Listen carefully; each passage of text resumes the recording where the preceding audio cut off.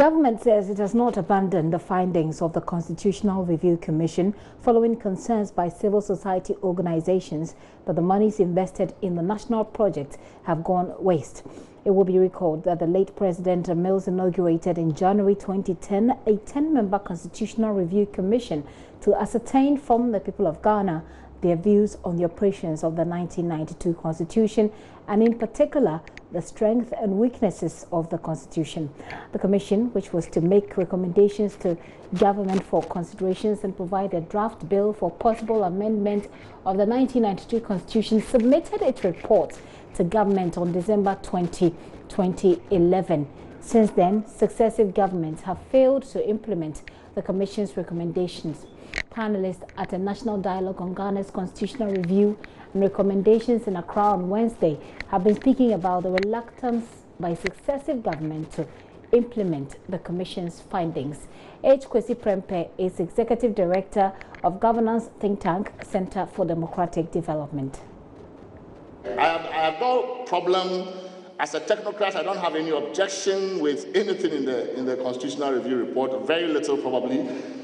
But I think we are at a point where we have to wear political hats because we are trying to get this through. So how do we do this?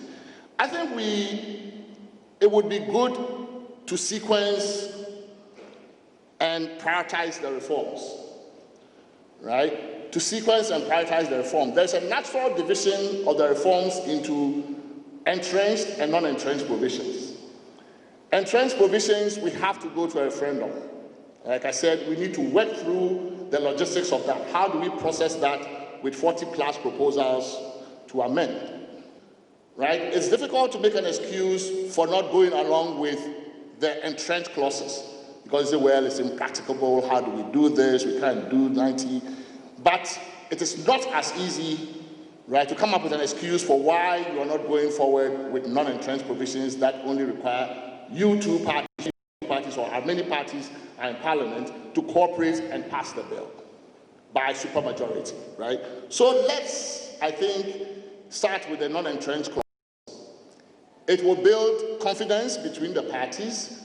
It would show that bipartisanship or multi-partisanship is possible. And that, at least, I think, can also give us the momentum we need to tackle the other one. But Deputy Attorney General Godfrey Dame mounted a strong defense for the Kufuor administration's delay in implementing the Commission's proposals. Request the President to carry out the Constitutional Review Commission's recommendations. The President instructed the Attorney General to start a process of implementing those recommendations. But clearly there was that practical difficulty. The practical difficulty of carrying out the entrenched provisions, the two bills, one being entrenched provisions bill, and one also being a non-entrenched provisions bill that had been submitted by the Constitution Review Implementation Committee. The Attorney General, in light of the clear difficulties that were presented by the Constitution Review Commission report, Constitution Review Implementation Committee's report, decided to set up a committee to actually come up with practical ways of carrying out the work of the Constitution Review Commission. Because as I've indicated clearly, the work of the CRIC in the ways in the ways that have been recognized in the political history of the country were outmoded at best. And in my respectful view, we amounted to practicing deceit and trickery on the people. We put together one bill which deals with various unrelated provisions, 41 of them, and said people should just vote a simple yes or no. It's actually fraud on the electorate.